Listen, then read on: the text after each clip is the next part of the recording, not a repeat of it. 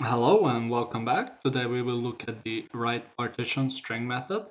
So the right partition method searches for the last occurrence of the specified string and splits the string into a tuple containing the three following elements.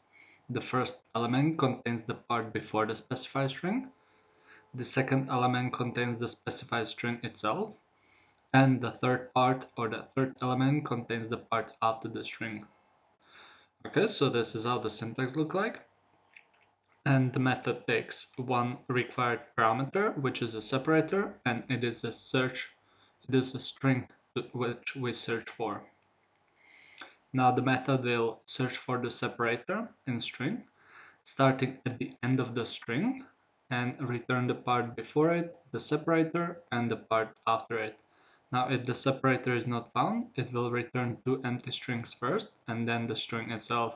So this is, as we can see, this is very similar to the partition method. Okay, so let's look at some examples.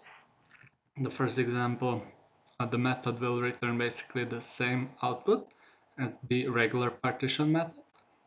Now, in the second example, this is where we will see the difference between the two methods. As we can see, since there are two occurrences of the separator in the string, the method will start search from the right side and return and split the string at this first occurrence or the last occurrence from the left side and return the string like so. Now in this last example,